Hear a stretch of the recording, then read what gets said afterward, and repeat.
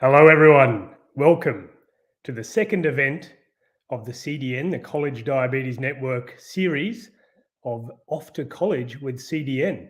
And tonight we've got a pretty interesting episode, one that I'm incredibly interested in. It suits my background. We're talking about going off to college as an athlete with diabetes. So we're going to be covering some pretty interesting topics. We've got some awesome people to chat about it. First, a quick introduction of myself. I'll be the MC this evening. My name is Justin Morris. I'm not from the USA. I'm actually from Australia. I first was introduced to CDN, the awesome organization of the College Diabetes Network, about 10 years ago at a conference, and I thought these guys are doing some amazing work. I've been a type 1 diabetic myself since the year 1996. And since then, I've also had the amazing opportunity to live as a professional athlete. So I have the experience as an athlete and as someone with type 1 diabetes. But I've also been to college. I've done 2 degrees. That was back in Australia. We call it university over there, so it's slightly different. But I've got some pretty interesting experiences, and I think will help tonight's discussion. But I'm even more excited to hear from the awesome panel we've got. I got to meet a few of them the other evening. But one thing I got to do as my job as a professional athlete was travel. And I've been able to do a lot of travel around the world and meet different types of people who have diabetes as a challenge in their lives. And the one factor that I've found has really been a big predictor of someone being able to live their dream or be as successful as they possibly can be in life whilst having the challenge of diabetes is access to awesome community organizations. And that's why I'm really passionate about what CDN is doing, bringing opportunities to people with type 1 diabetes is really the biggest predictor of success in your life, despite having this extra challenge. So if you can really grasp and make the most of these type of communities, because I can guarantee you there are many parts of the world where this type of sense of community and sense of opportunity that's being kind of created for you is not available. So this is really one of the biggest rungs you can have in your ladder to opportunity with type 1 diabetes or any type of diabetes. So really make the most of all these kind of interactions and all these organizations like CDN you have available to you. CDN, in case you are not aware, is a not-for-profit organization that operates throughout the USA in different college campuses. They offer peer support, they offer education and leadership development opportunities for young adults who have diabetes. So we're going to be learning from these awesome panel here tonight. You might have questions as we go along. There's a chat box you can use in whatever service you're watching this on. If you can drop some questions, and at the end we're going to be going through some of those questions if we have time. But for now, I'm going to throw over to our awesome facilitator. Her name is Catherine Gentile. Catherine has been a 4-year college athlete.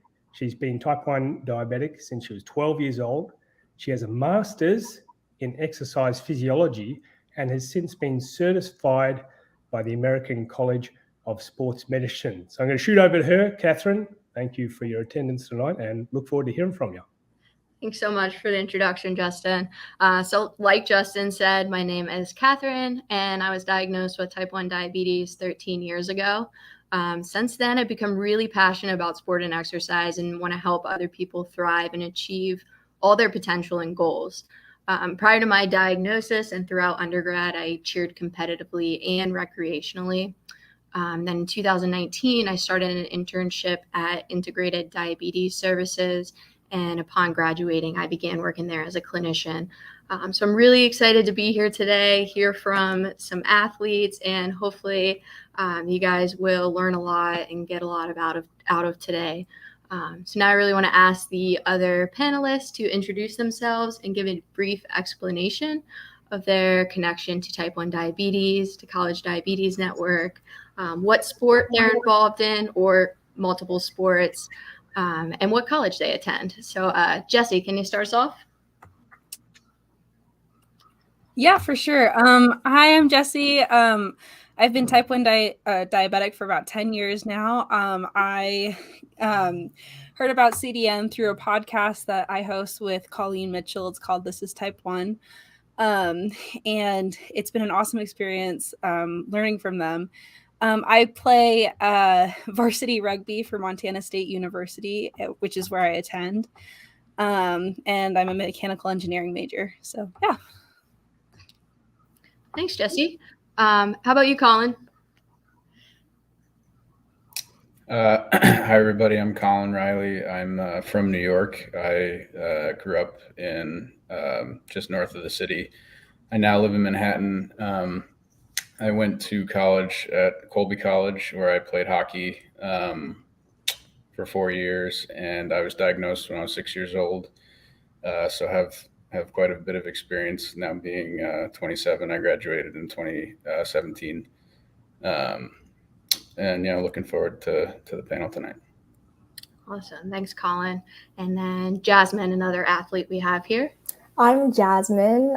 I've been type 1 diabetic for 6 years. I was diagnosed when I was 13.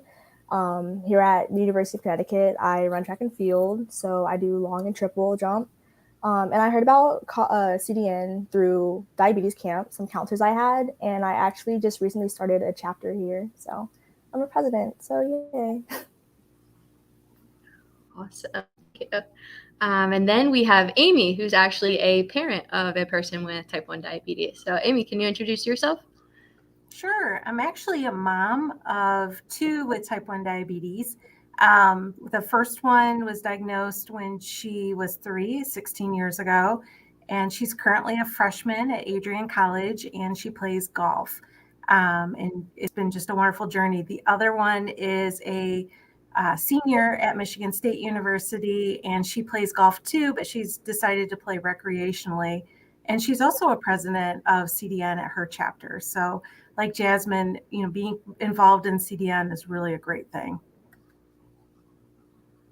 Great. Thank you, Amy. So before we move on, we really want to acknowledge that searching for a college to attend is really different for everyone. It looks different for where we are in our diagnosis. Maybe we've had diabetes for several years, or maybe it's a really new diagnosis. So we'd love to get a sense of where everyone is in their journey. If you're comfortable, if you just know what sport you play, where you are in your college search, just enter that into the chat. And so the sport in college, it usually means that we're actively participating in high school already. Sometimes we just start in college, but I'm sure most people here, if you're still in high school, that you are actively participating in a sport. Maybe it's a school team, maybe it's a travel team, maybe it's a recreational team, but we really want to talk about all of our experiences within the high school level playing a sport, and how diabetes played a role in our exercise regimen, routine, and kind of just get an idea of what adjustments we personally had to make on a day-to-day basis.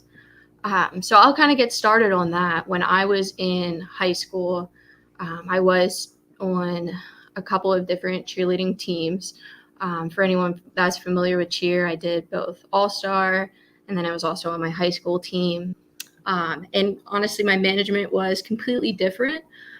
For high school, I didn't have to make very many adjustments. I wasn't really getting that adrenaline rush, which is something that some people might be familiar with. In the competition environment, I would have big spikes in my blood sugar before stepping onto the stage. So before I knew how to make adjustments, my body would feel much heavier. The tumbling passes were a lot harder. Throwing people in the air was much more difficult.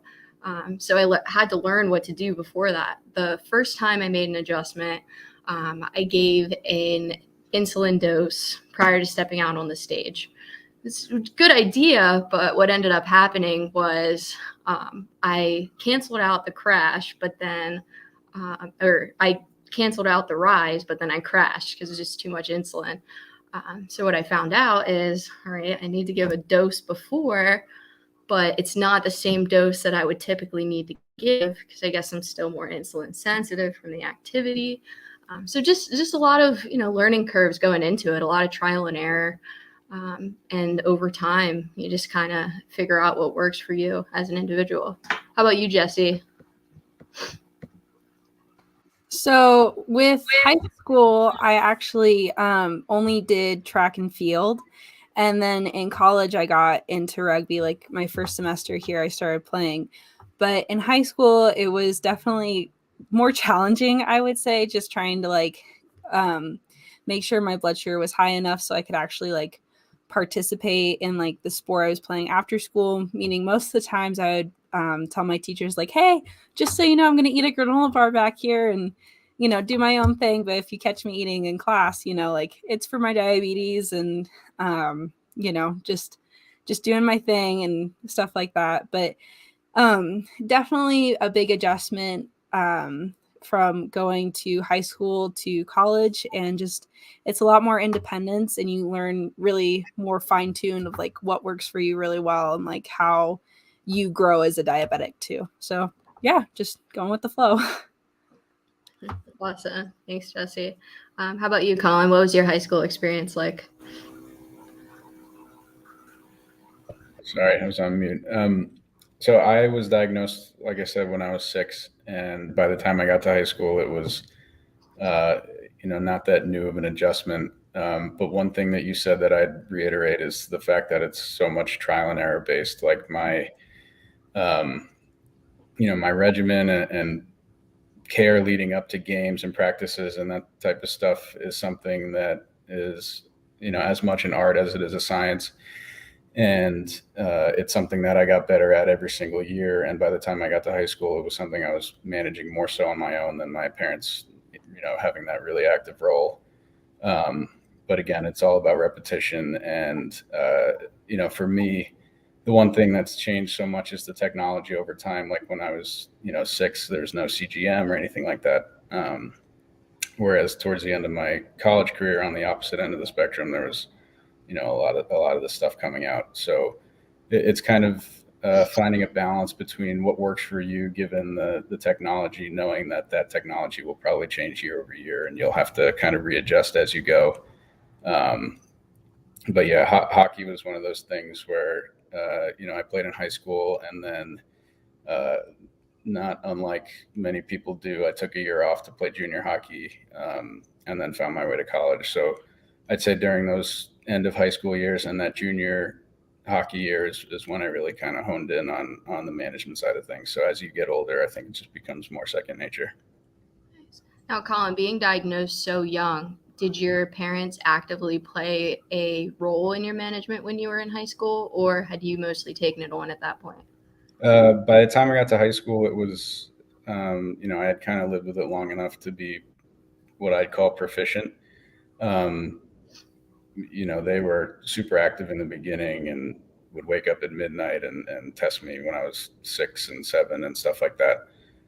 So I was super lucky to have, committed parents like them supporting me throughout the whole journey. But probably towards at least the latter half of high school, I'd say it was more my responsibility than theirs. And, you just start to kind of figure out systems that work for you. Definitely. How about you, Jasmine? What's it like for you?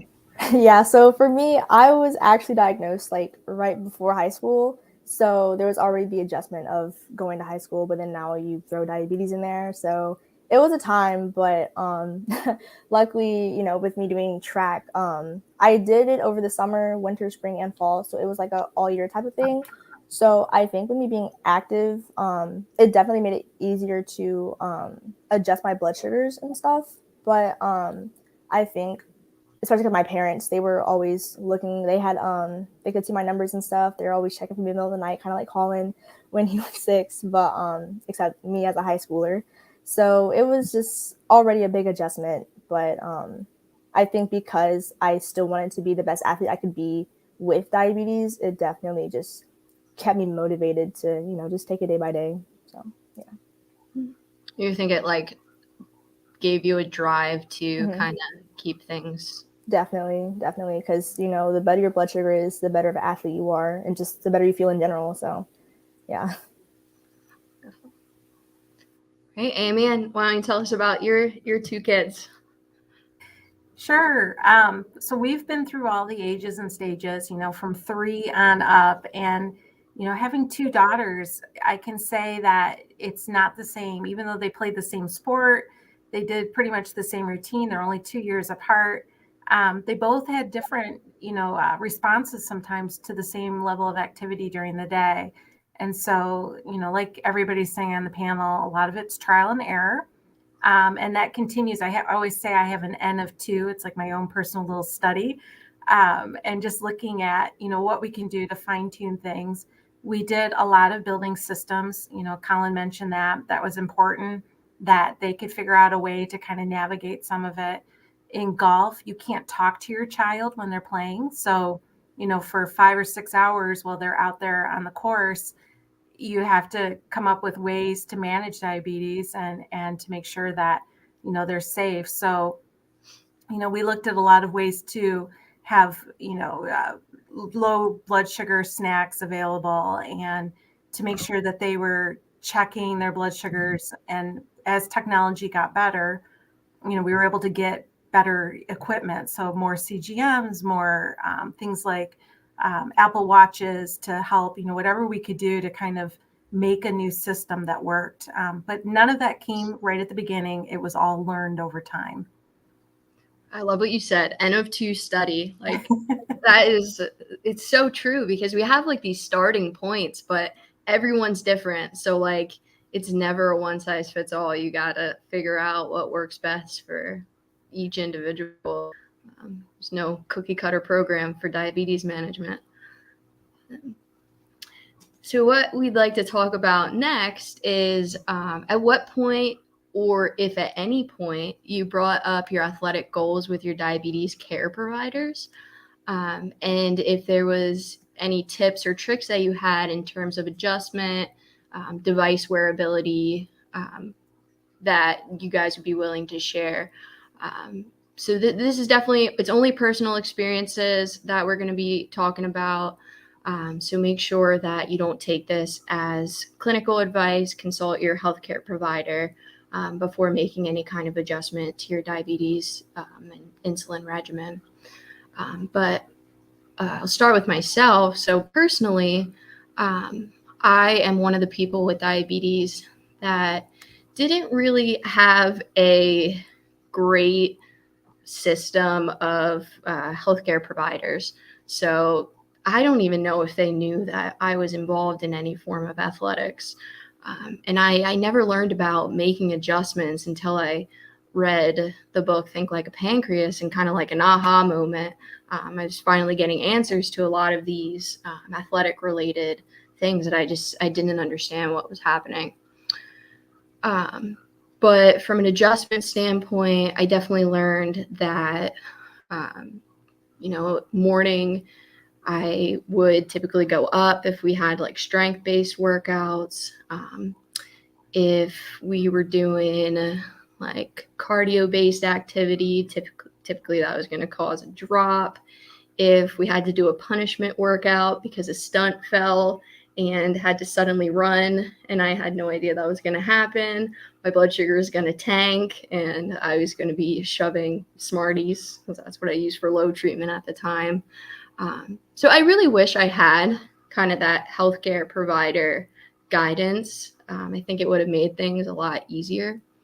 When I was in athletics, during my time in school, I did all of my management with a blood glucose meter and an insulin pen.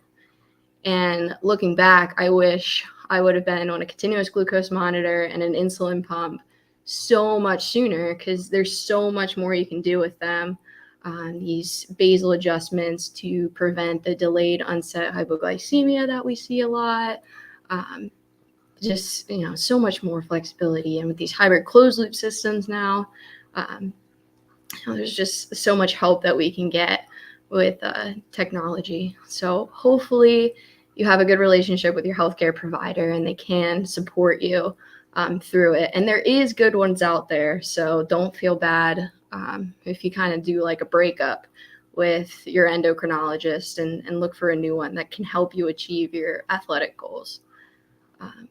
So yeah, that's just my 2 cents. Jesse, what's your input on that? So overall, it's definitely like a big adjustment, like just changing up routines and stuff like that. When it comes to my healthcare providers, they did like a really good job of like, well, this is what you need for college. But they actually, so I signed up for the rugby team, like kind of just out of the blue. Like my parents really didn't even know that I was going to do it. It was just something like, oh, this looks fun. I'll give it a try and see if I like it in college. And fell in love with it. Absolutely love it. But then that was a fun conversation with my doctor when I was like, oh yeah, now I'm playing rugby for the school. And she was just like, oh, that's so exciting. That's so interesting. And she was able to kind of give like some good input too of, so I'm on a continuous glucose monitor with Medtronic, and so when you play rugby, you can't really wear your pump because for those of you who don't know, it's a full contact sport and it can get, kind of rough and tumble. So I generally take it off for practices and for games, and I'll put it in my backpack, or I'll have my coach hold it while I'm playing. So one, I know it's in a safe area, and two, I know it's there. But at the same time, during breaks, halftime, if there's any minute where I can go over and test my blood sugar manually with a meter, that always really helped just for that sense of mind. And then I wouldn't have to necessarily wait for my pump to connect back to my CGM. So although I do use the CGM a lot, I love it. Having that like manual like test really does like help provide that. And then just overall, I mean, it is a big adjustment, like going from playing track or doing track, or I also did soccer over the summer too. And just even transitioning from different sports, you kind of have to figure out like how to integrate some systems that really work for you. And talking to your doctor, they can also really give you like really good tips and tricks on like how to do that and how to make it an easier transition. How, Jesse, when you do your rugby games, how does your blood sugar tend to be from disconnecting? Are you able to maintain nice numbers, or do you replace some of that insulin you're missing? So overall, it can get kind of interesting. So there's 2 seasons for rugby, 15s, which the game is about 90 minutes long. It's full contact. You're, tackling people. You're going crazy. You're putting your full effort into that for 90 minutes, and it's really intense. And that's when my blood sugars would usually tank, and I could feel it on the field. So when that would happen, I would go over to my coach, test really fast manually, and then put some like sugar in my mouth, just to get my blood sugar back up. Or if I would feel that, oh, I am going low, I'm not quite there yet, but I can feel that I'm going low, test really quickly, and then put some like fruit snacks in my mouth. Like that helped a lot. And I was able to like really fine tune it more as the season went on. And then for the spring season, there's 7 games, which are only 7 people on the field on a team. And the whole game only lasts about 15 minutes. So it's a lot of running. It's really tough. But I found it's easier to manage my diabetes with this shorter play time, because I am, doing full effort and full force, but at the same time, I'm not as far away from my pump.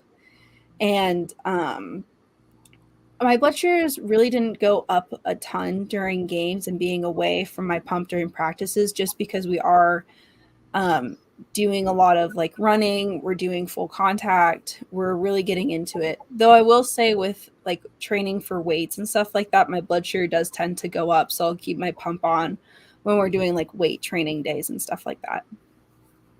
Gotcha. Now, are you using one of the Medtronic pumps that is a hybrid closed loop system? So did you have that algorithm helping out? Okay. Yeah. So I've got the closed loop. I think it's the 670 and the sensor. So it's closed loop. It'll read my blood sugar and correct for them. And it has a temp target as well. So if I feel like, hey, 30 minutes before the game, I want my blood sugar to be a little bit higher, so I can have that like extra like blood sugar kind of padding, I guess you could say. I'll set that temp target for like 30, 40 minutes before game time, get my blood sugar a little bit higher. And then I'll have like a little bit of leeway. So when it does drop, it either won't drop as significantly, or I can kind of catch it and get my blood sugars back up in time so I can keep playing. Mm-hmm. Awesome. I love those temp targets. They're great. Lifesavers. Absolutely. Colin, love to hear a little bit about your experience and strategies.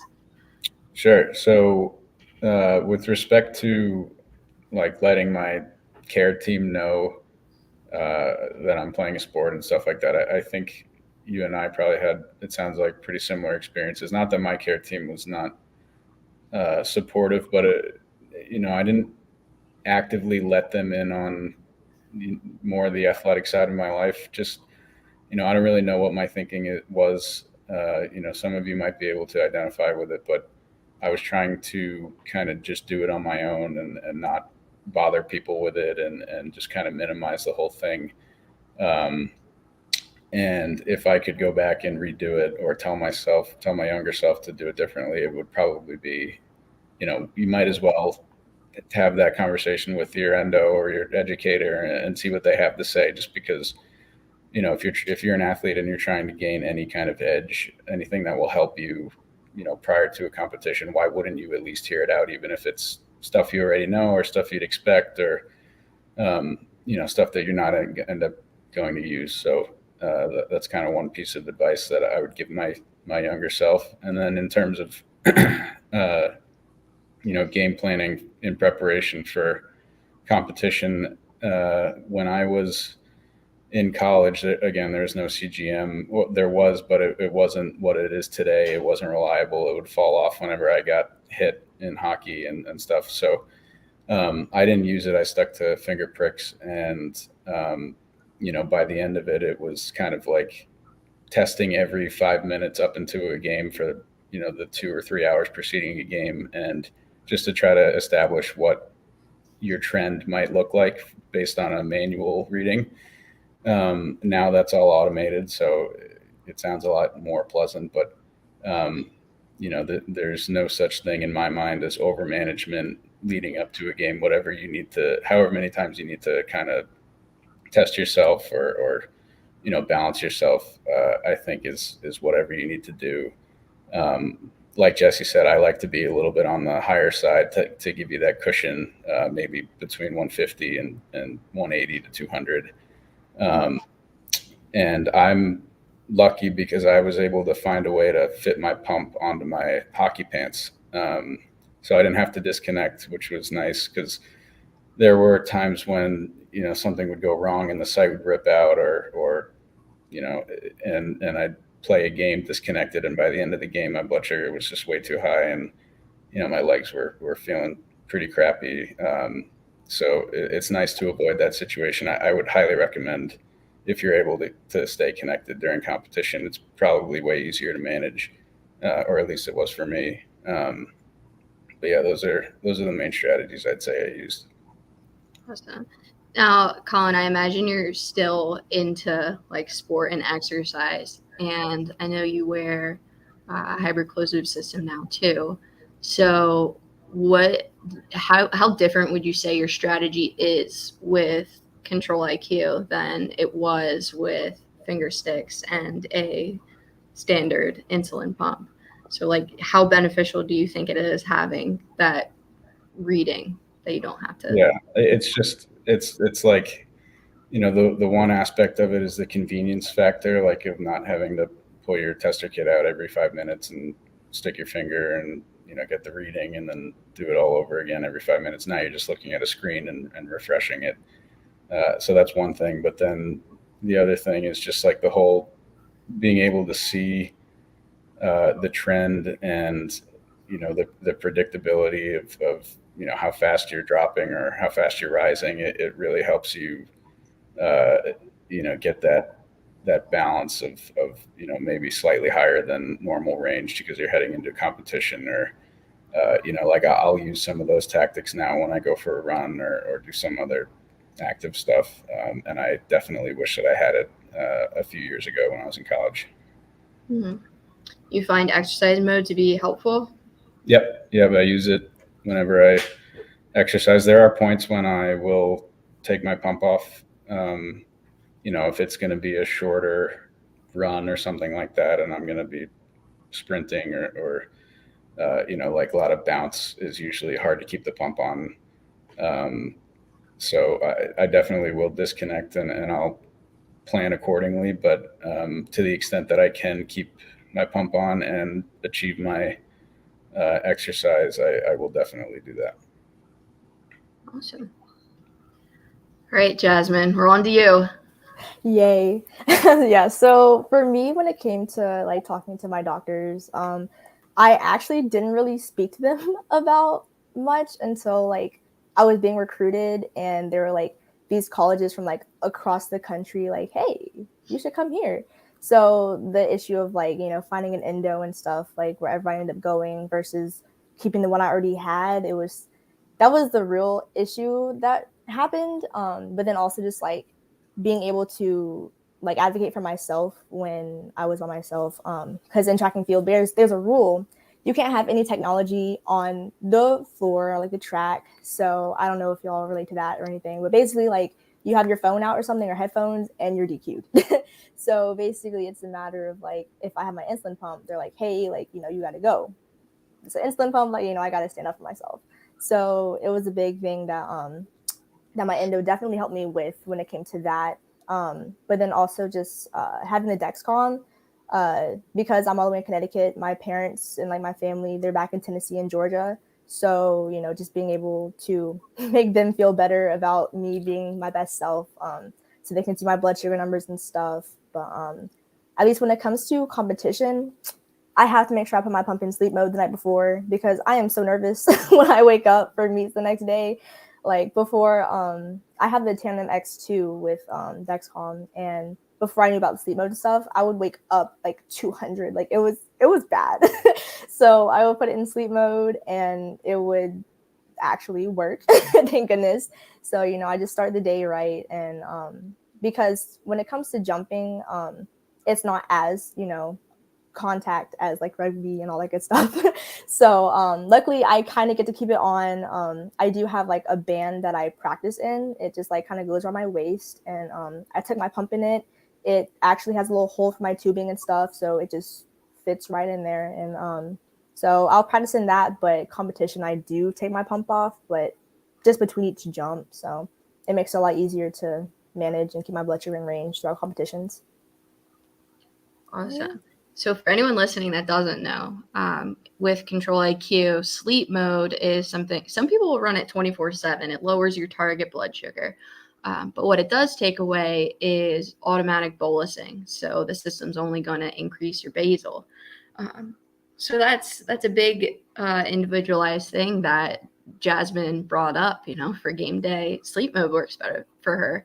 For other people, it might be staying out of sleep mode. Really all depends on our individual responses. So that whole trial and error thing.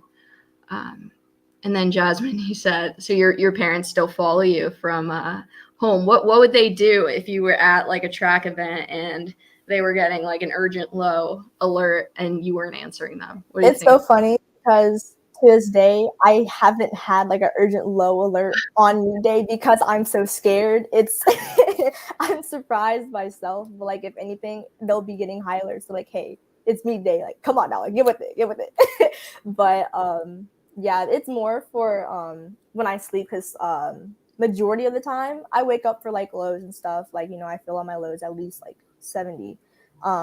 But every now and then, every blue moon, it'll be that one. So they'll call me, they'll be like, hey, you're like 50, you need to wake up and eat some food. And they'll be angry at my voice because I'm sleeping, but it makes them feel a lot better, so it works. Yeah, it's a lot on those parents, so give them a little bit of grace. Amy, what are your thoughts being on the other side? Well, I think this is really eye-opening, just as far as all of your perspectives, from the parent side of it.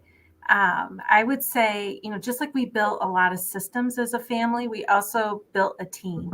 So having two girls, they went to all the same appointments together. They did the same everything together because it's just, I mean, in the world of diabetes, you know how it is. Like you go to your appointments and you're there for a big chunk of the day. So having the girls at the same time was just better for everyone.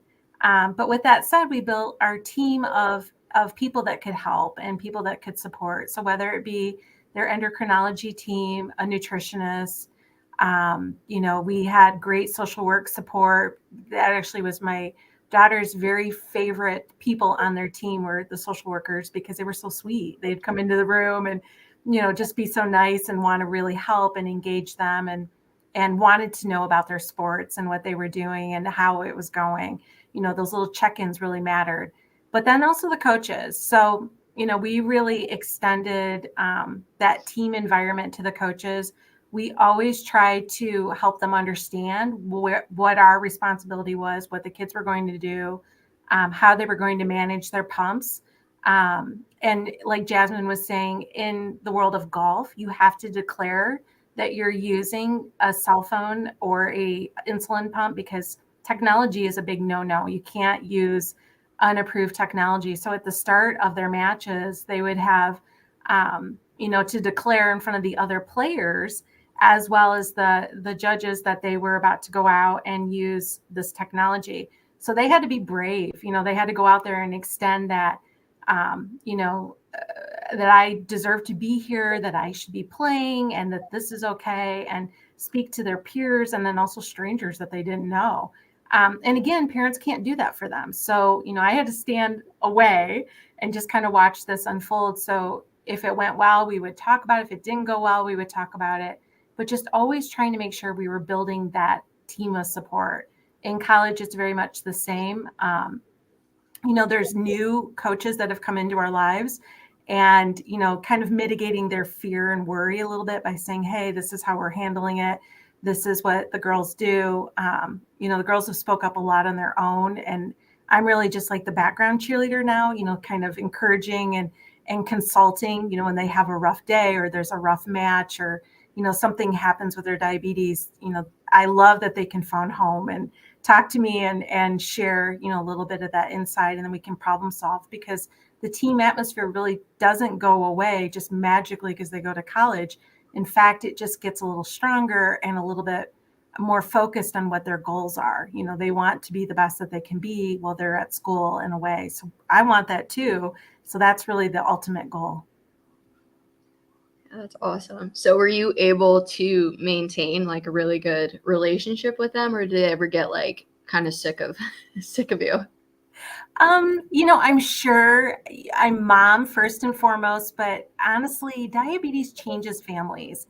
And what I noticed in our own family is, and I have no other reference, I don't have any other children. So the two I have both live with diabetes, but in our family, we are really tight, like absurdly tight, because we went through this experience from, toddlerhood all the way ongoing. And so it's hard, like the outside world outside of diabetes doesn't really understand this unless they live it and they walk this journey. So, we all have that same community and that same wanting to do the best that we can. And I always say my girls are just baddies. Like, they're out there doing the best that they can. And I'm so proud of them, and as all of you. And, I think I'm like the number one fan. And so it's hard to be mad at the number one fan because she just really wants you to be awesome and amazing. And that's what I exude every day. Lots of grace because there's no perfect in diabetes. So even when things don't go well, like, I don't know about your parents, but I'm okay with that. Let's just learn from it and move on, right? Like, it's nobody's fault. It's diabetes. Like, if we could all yell at diabetes, we would. If it's an imaginary thing, I would totally be doing that. But I just want you guys to be successful and to be better than anyone else, because you do have to deal with this. Like you should go out and win and conquer the world. So that's my goal for all of you. You're amazing. I don't know about that. I think you're amazing. All right. But that's awesome. That's so cool that you're able to have such a good relationship with them. Sounds like you have some really great girls there. So it kind of brings us to our next topic is, besides just the communication with your team, and were there any kind of accommodations that you got with your coaches? Like, did you tell them about your diabetes? When did you tell them about it, if you did? Did your teammates play any role? And what was that experience like? Like, did you get support from them? So me personally, when I was younger, my parents told my coaches, and that was the most mortifying thing to me ever. When I was a kid, the worst thing about having diabetes was that other people had to know. And I was not at all, if I was Amy's daughter, you'd be hearing something completely different, because I wouldn't let anyone touch it. No one could know what my blood sugar was. You know, I wanted it all on my own. I didn't want anyone else doing anything. Kind of like Colin. It sounds like we kind of had a similar, like, I got this approach. But yeah, I don't even know if I told my college coach. She definitely found out eventually, because one day when I was running, my blood sugar just was probably, I don't know, in the 20s or something. And I was just stuffing my face with Smarties. I'm sure she was quite confused. But my teammates definitely knew. So I shared with them. It was really hard and kind of impossible not to when you're eating with people all the time. But I mean, I still did try to hide my injections and test my blood sugar in secret, but couldn't keep it from them completely. But once they knew and everyone was aware of it, then everyone supported me. So if I would have just kind of gotten out of my own thing and accepted support from others, life would have been so much easier. So my bad on that end. Definitely regret the way I went about things, but I, go back in time, and now I can just tell other young people that it's a mistake to try to take it all on yourself. Get help from other people, let other people support you. It's just going to make things better for you, and you'll be able to thrive more and do better in your sport. How about you, Jesse? So this was really interesting. The first day of practice, I kind of showed up and I was like, I have no idea what I'm doing. I've never seen a rugby game. I've never played a rugby game. I know the basics of how to manage my diabetes when it comes to sports. So the first thing I did is I got there early and I talked to one of the coaches and I was like, hey, I'm type 1 diabetic. It's going to be a really big adjustment period if I decide to play. And I just want to let you know. Instantly, the first thing that my coach, big shout out to her. She was amazing. She basically was like, well, I've had teammates who are also type 1 diabetics. It is going to be a learning process, and we've got your back and supporting you in whatever you need to do to manage your blood sugar and be on this team. And to this day, I don't think I could thank her enough for saying those words, because it really encouraged me to keep going. And it just kind of fed into this mentality of, yeah, I am unstoppable and my diabetes just is going to come along with me, and we're just going to learn how to manage it. When it came to the team, it was a little bit more awkward, I would say, just because most of them had never heard about what diabetes is, how it works, that I have to sit out when I'm low, or if I'm too high, I'm not going to make it to practice because I'm not feeling great and I have to take care of myself. And once we initially got over that bump of oh, this is what it is, and super awesome. There was another girl on the team who is also diabetic too, and her and I kind of got to chit chat about oh, this is what it's like and how we manage, and we got to compare kind of notes in a way, and got to merge and figure it out together.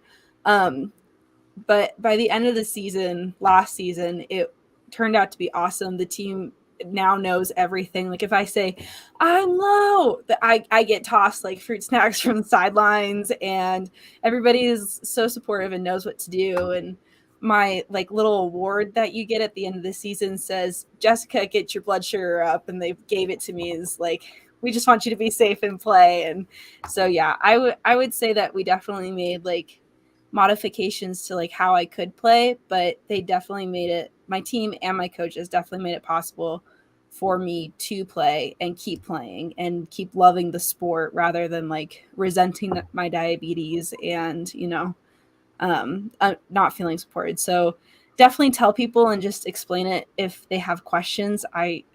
Was always my approach to it, because people just want to learn. Your teammates just want to learn. Your coaches just want to learn. So yeah, they'll support you. You just gotta, help them learn to do that. Gosh, I love that. That's amazing. Throwing gummies at you. Yeah, it was a thing.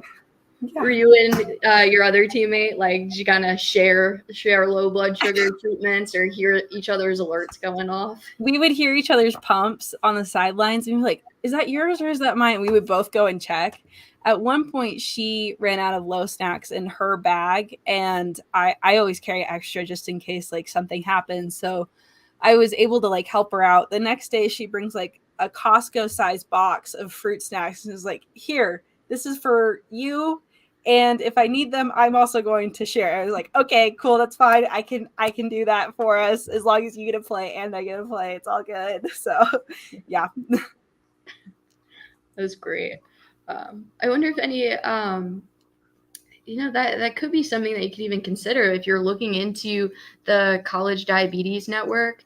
And if you find a school where they have one, then you might be able to find another athlete there that also has type 1, because it sounds like that would be pretty awesome to have a teammate that also, is dealing with the same thing. So yeah, that's something to think about in your college making decision. All right, Colin, we're going to move on to you. What was your experience like? So with respect to the coaches, I, again, was not terribly forthcoming about it. The whole situation, I kind of pitched it as something that happens every once in a while. And when it does happen, it requires a 10-minute break. And then I'm back to whatever I was doing, and whether it's practice or a game. And generally, most people are understanding of that. Most people kind of have an idea as to what diabetes is. And, it's one of those things that if you put the effort into managing it prior, most of the times you can kind of control a lot of where your trends will be. So, maybe that wasn't the full truth. There are definitely uncontrollables, but if you're diligent, I think that you can kind of limit the amount of time that you spend on the sideline dealing with a high or a low. So that's one thing. I didn't want that to be, in my coach's eyes, the first thing that they thought of when they thought of me as a player was, he's the diabetic. I'm just a normal hockey player that has to be, mindful of something else as he prepares for a game. But on the teammate front, just kind of like Jesse was saying, a little bit different. The good thing about being on a team is that most of the people that you will encounter are going to be very open to supporting you. And if you're lucky enough, your teammates will also be your, best friends at school. And, the type of care that they would take for you during a competition would hopefully carry over to, when you're studying or in a dorm or at a bar or something like that. So it's important to be more forthcoming, I would say, with your peers and your teammates. They're all going to have questions. You're going to get peppered with questions the first time you're in the locker room and they see your pump or they see you with all your treatment equipment. And, you should just be open to answering them, because that's going to, over time, that will set the basis for how they can, help you. And whether help is going to get you fruit snacks when you're low to, at one point my roommates got so good that they could tell when I started sweating, it was probably because I was low, and they would, without even asking me, just get me a juice or something. So the more kind of forthcoming you are about that stuff in the beginning with respect to your teammates, I think, the better the relationships will be. They'll always be open to helping you, and it'll just become kind of a team effort. And that was one of the biggest things for me. It was what I think made me successful, is the fact that I had kind of a network of support in my teammates. Yeah, that's awesome. Love these helpful little networks that you guys were able to get. Jasmine, what about you? What was your experience like? So even going back to the recruitment process, after I really cut down the list of the schools that, I was thinking about going to, it got to the point where I was like, yes, I do have diabetes. So this is a thing that like y'all would have to help me out with. There was actually one college that offered to help pay for my medical supplies. So that would have, I didn't go there, but I can't complain. But yeah, so here at UConn, I do have a stipend that they give me to help with it. So like I'll do my pump supplies, my Dexcom, sometimes my insulin, my Dexcom. It's kind of playing around with it. So yeah, but I do also have like a medical advisor. So she helped me find the endocrinologist up here. So my endo up here, my endo back home in Tennessee, they'll talk to each other sometimes if I ever need help with anything. But and then even my coaches, they already knew, because back when I was being recruited, they're like, oh, okay, well, yeah, if you need anything, let me know. But I feel like I do a pretty good job managing it, by myself. So if I'm ever like, oh yeah, just give me a second, they know to let me take that second. And at least with my teammates, my freshman year, I was a little nervous about telling them about it. I actually didn't. They were just like, yo, what's that? And I would tell them.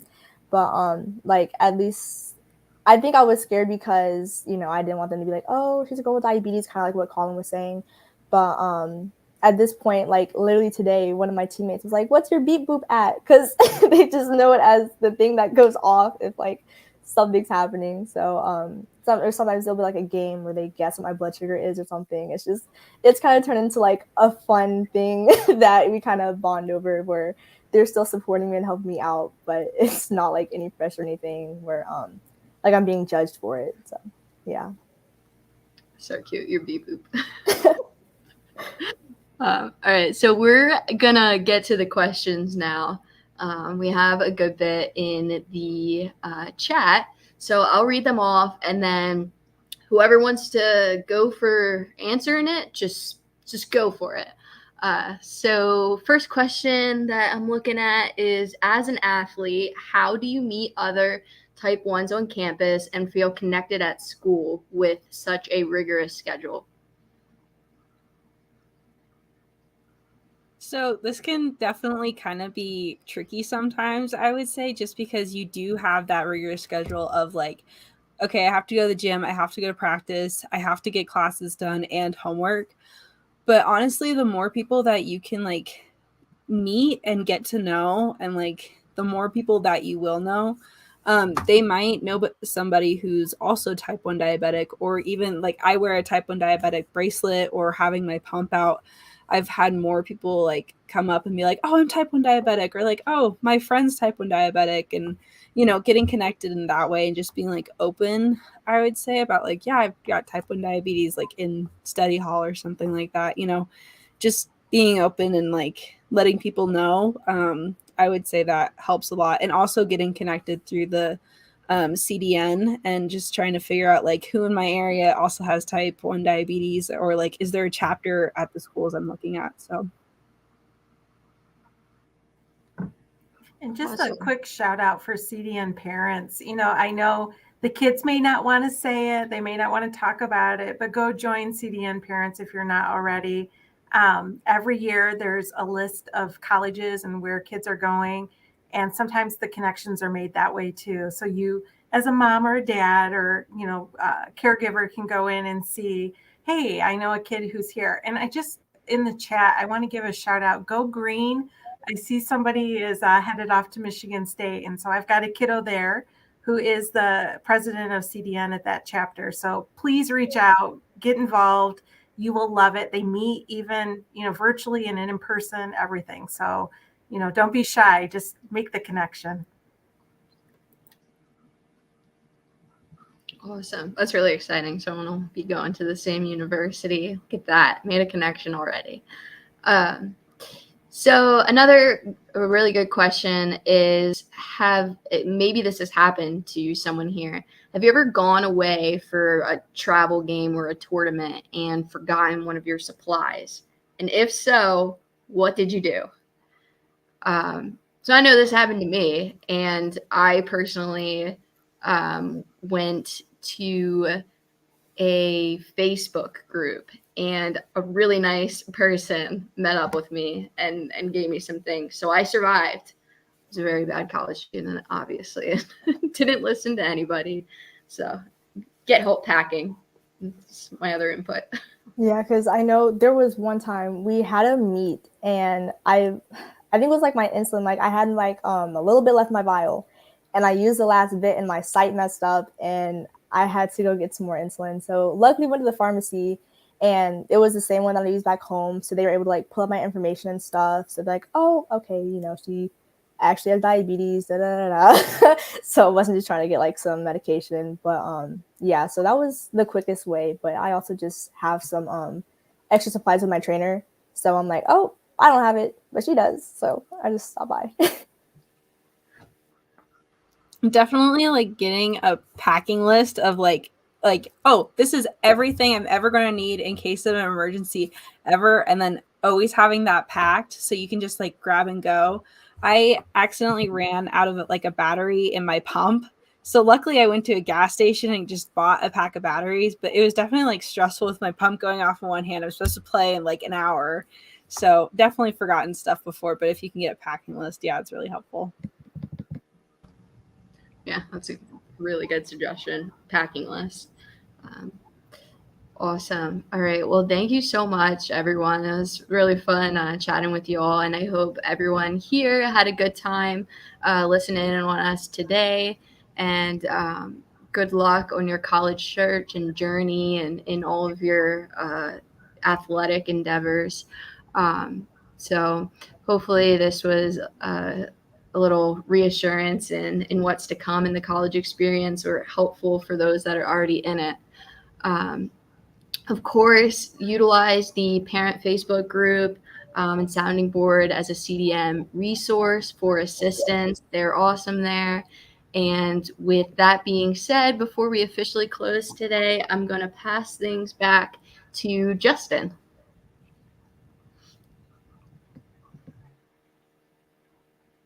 Thank you, Catherine. Thank you, panel. That was awesome. We covered some pretty, very interesting and helpful topics here tonight. We covered some of the emotions involved with being an athlete with diabetes at college. We covered a lot of technology. We covered parenting. We covered chatting to coaches. We covered dealing with our healthcare team going to college. Yeah, and I think one thing that really rang true for me, and I hope it rang true to everyone listening tonight, is that one of the most amazing resources for you as a person with diabetes is other people with diabetes. And through organizations like CDN, you've got like a fast forward escalator to getting access to other people with diabetes. So please, it's where you can get some of the most amount of learning, the most amount of education is from your peers. So make the most of them. And having events like this and organizations like CDN is the best way to access it. I know I learned a lot tonight. Big thanks to Catherine, to Jasmine, to Jesse, to Colin, and to Amy. You guys were stellar. That was some really awesome broad range of experiences. And also, these kind of things aren't possible without sponsorship. That does take funding, does take money to make these things happen. So I want to say a big thank you to the sponsors of CDN for this series. Novo Nordisk, they're a pharmaceutical company. They make insulin. They actually sponsor a professional cycling team that I used to ride for called Team Novo Nordisk. It's a professional sports team where every athlete has type 1 diabetes. Also, Dexcom, there was a bit of chat about them this evening. They make CGMs, continuous glucose monitors. Lilly, they also make insulin, and Viatris, which is also a pharmaceutical company. Within the next 24 hours, you'll be getting a follow-up email. And on that follow-up email, there'll be a bit of a recap of what we covered here this evening. And there'll also be a few extra resources to help you if you're an athlete that's heading off to college. And don't forget, there's 2 more events in this series, Off to College with CDN. The next one is on accommodation, which is quite a big anxiety-inducing and big overhaul, I know, for people's life moving off to college and how the accommodation is structured. And then the final one is all about the big move-in day, the transition you're going to go through on that momentous day in many of y'all's life. Don't forget to visit the website, collegediabetesnetwork.org. There's lots of off-to-college resources on there. There's some resources specifically for parents and caregivers, and also resources specifically designed for the students. So hop in on there. I had a look there earlier today myself. It's really a very comprehensive website. Lots to. And also, if you are a caregiver, don't forget, this was mentioned just earlier there from Catherine, there is a private Facebook group for parents of the College Diabetes Network. That's, again, a great resource where y'all can chat with each other and just throw around ideas and concerns, and likewise. And students, if you hop onto the website, you can find out if there is not a CDN chapter at your college. You can hop on the website there or get in touch with us via email, info@collegediabetesnetwork.org, about how to set up a chapter at your college. You won't regret it, I can guarantee. Thank you so much for tuning in. Like I said, don't forget that website, and you can also follow CDN on all kinds of social media, Twitter, Instagram, TikTok, Facebook. We're all over those organizations. So hop on there, and you never know, you might learn a thing or two. Thanks for tuning in. My name is Justin Morris. Thanks for tuning in to Off to College with CDN. See you next time.